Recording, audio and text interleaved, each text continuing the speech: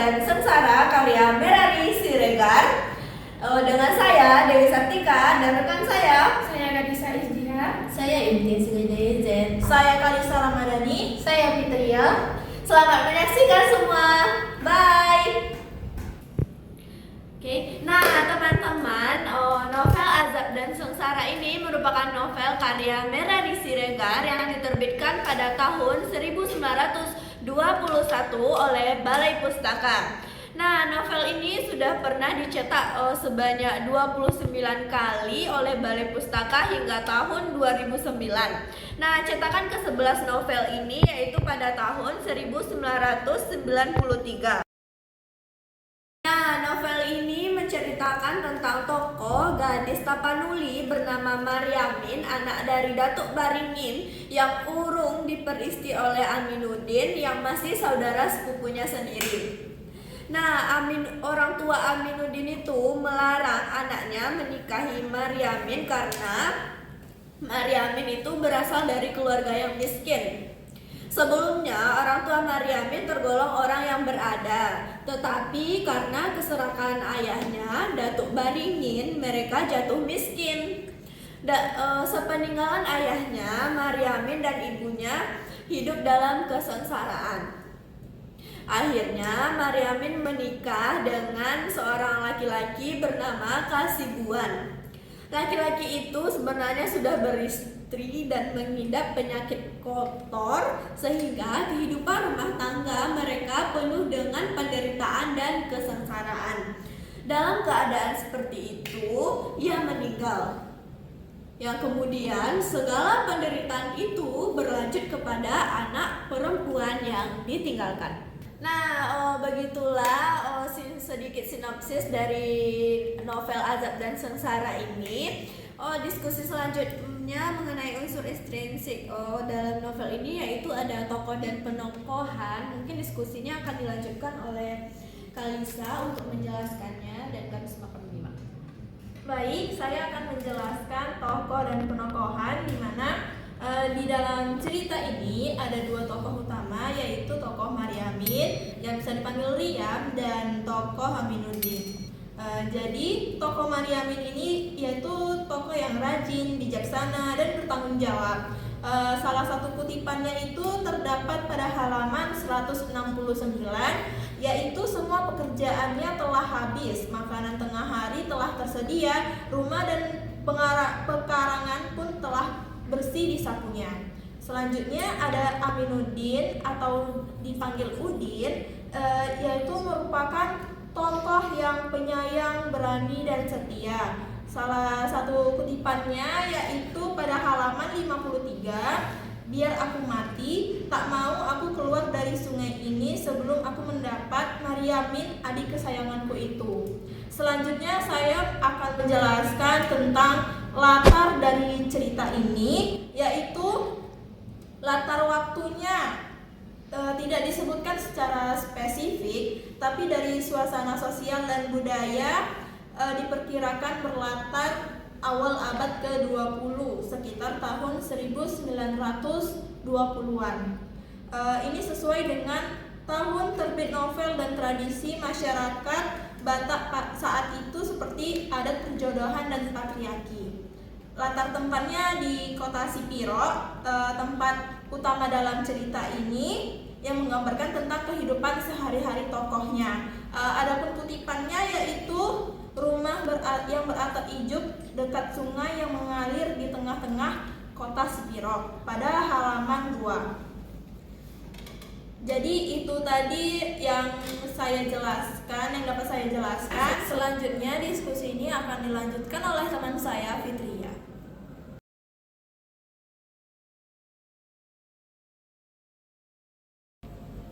Baiklah, di sini saya akan menjelaskan mengenai alur yang menggambarkan persoalan sosial dan budaya di Indonesia dengan alur campuran antara alur maju dan alur mundur. Nah, diawali dengan tahap orientasi yang menggambarkan latar tempat, waktu, dan suasana masyarakat Batak di Sipiro, sebuah dataran tinggi di Sumatera. Nah, pada sore menjelang malam, masyarakat ini digambarkan menjalani rutinitas harian kaum laki-laki yang beribadah ke masjid, dan sementara kaum perempuan menyiapkan makan malam untuk keluarga. Ini digambarkan di kutipannya pada halaman 1. Dari yang panas berangsur-angsur menjadi dingin karena matahari, Raja Siang itu akan masuk ke dalam paradanya ke balik gunung Sibual-Buali yang menjadi watas dataran tinggi Sipokro yang bagus itu. Nah, di tengah suasana yang damai ini diperkenalkan tokoh utama perempuan, yaitu Maryamin, seorang gadis yang tengah menanti Aminuddin, sepupunya sekaligus kekasihnya. Nah, latar belakang Maryamin ini sebagai anak dari keluarga yang terpandang jatuh miskin memberikan pemahaman kepada pembaca tentang kondisi sosial yang mempengaruhi Maryamin dalam masyarakat. Cerita ini kemudian berlanjut ke tahap pemunculan konflik ketika Aminuddin mengunjungi Maryamin untuk berpamitan berangkat ke Delhi untuk mencari pekerjaan. Nah, ini terdapat di kutipannya di halaman 5. Saya bermaksud hendak pergi ke Delhi mencari pekerjaan. Ingatlah, saya pergi bukan meninggalkan engkau tetapi mendapatkan engkau. Nah, Aminuddin ini sudah berjanji bahwa tujuannya bekerja adalah demi mempersiapkan pernikahan mereka. Setelah beberapa waktu, Aminuddin ini telah mengirimkan surat kepada Maryamin yang menyatakan bahwa dia telah mendapatkan pekerjaan dan siap untuk melamar Maryamin. Nah, keluarga Maryamin pun menyambut baik tentang rencana tersebut. Namun situasi ini mulai berubah ketika orang tua Aminuddin ini menentang niat putra mereka untuk menikahi Maryamin karena dianggap tidak lagi sepadan secara sosial mengingat keluarga Maryamin ini telah jatuh miskin. Puncak konflik ini terjadi ketika Aminuddin ini sudah terikat oleh nilai ketaatan kepada orang tua dan tekanan adat, tidak mampu menolak permintaan ayahnya untuk menikahi gadis lain pilihan keluarga mereka. Bagaimanakah dapat ia menolak perkawinan itu karena ibunya berkehendak demikian, menerangkan keberatan serta perasaan kemauannya, tetapi membantah perkataan ibunya tak sampai hatinya karena belum pernah diperbuatnya di halaman 162. Setelah mendengar itu, di sisi lain Maryamin ini kecewa dan patah hati hingga dijodohkan oleh orang tuanya dengan seorang duda dari Medan bernama Kasibuan. Namun kehidupan rumah tangganya jauh dari kebahagiaan. Kasibuan ini ternyata adalah suami yang kasar, tidak bertanggung jawab, dan juga memiliki penyakit yang membahayakan.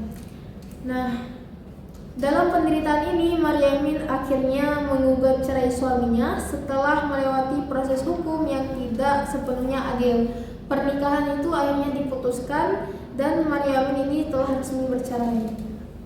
Lalu tahap penyelesaian ini ditandai dengan kepulangan Maryamin ke kampung halamannya dalam keadaan luka batin dan juga sosial yang mendalam. Ia kembali bukan sebagai gadis yang terhormat yang dulu dikenal di masyarakat, melainkan sebagai perempuan yang telah membawa aib dan penderitaan, rumah tangga yang hancur, cinta yang gagal, serta tekanan adat dan masyarakat yang terus menghantui, membuat akhir hidup Maryamin penuh kesengsaraan. Ini juga terdapat di dalam novel halaman 180. Akan tetapi apakah hukuman yang diterima lelaki yang bengis itu? Tiada lain daripada ia didenda Rp25 dan perkawinan mereka itu diputuskan. Sesudahnya Maryamin terpaksa pulang ke negerinya membawa nama yang kurang baik, membawa malu, menambah azab dan sengsara yang bersarang di rumah kecil di pinggir sungai Siporong itu.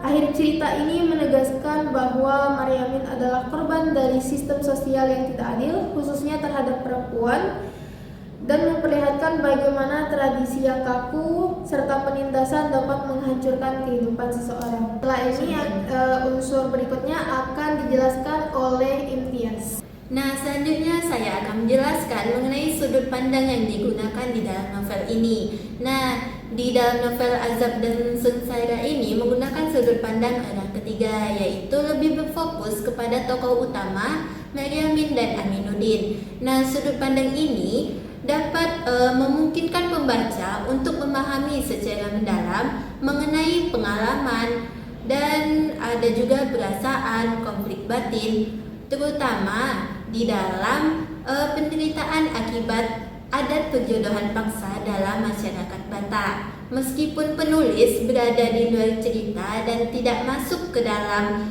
pikiran semua tokoh, sudut pandang ini efektif dalam menyampaikan kritik sosial dan gambaran budaya secara objektif, sehingga novel ini tidak hanya bercerita tentang kisah pribadi, tetapi juga mengangkat tema sosial yang lebih luas.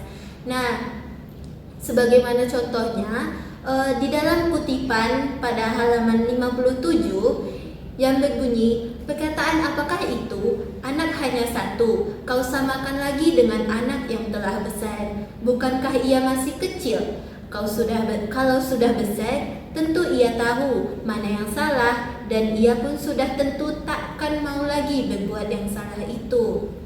Ia masih kecil, saya tahu juga, sahut si bapak. Akan tetapi kalau tiada ia beroleh teguran akan kesalahannya yang sekarang, nanti lama-lama bila ia sudah besar, tak tahu lagi ia perbuatannya yang salah. Nah, dan dalam kutipan ini dapat menggambarkan mengenai penulis menceritakan mengenai konflik atau percakapan pendidik atau dalam mendidik seorang anak. Nah, unsur intrinsik selanjutnya akan dijelaskan oleh teman saya, Ganesa.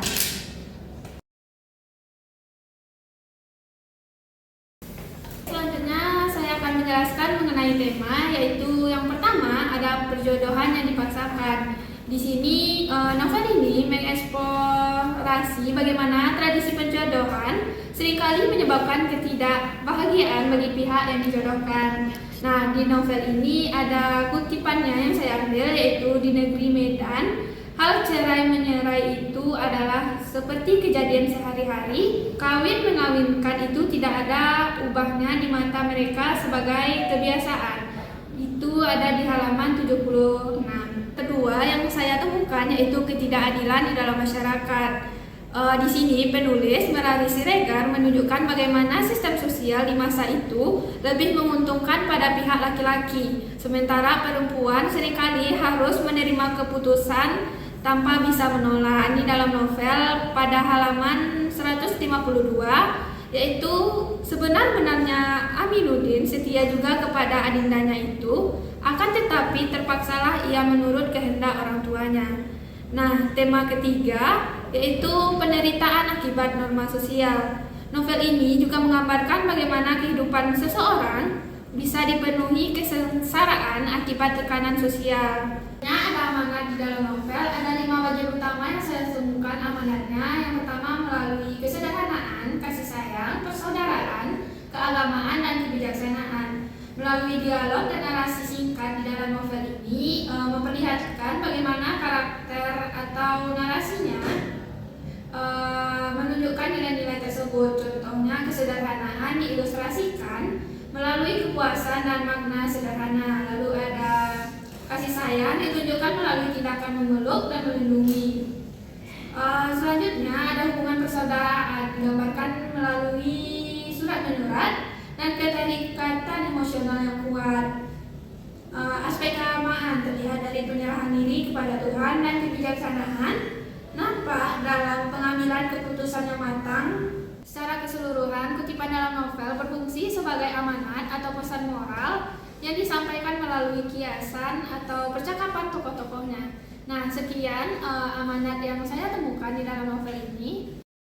Oke teman-teman, sekian hasil diskusi kami pada kesempatan kali ini mengenai unsur intrinsik novel Azab dan Sengsara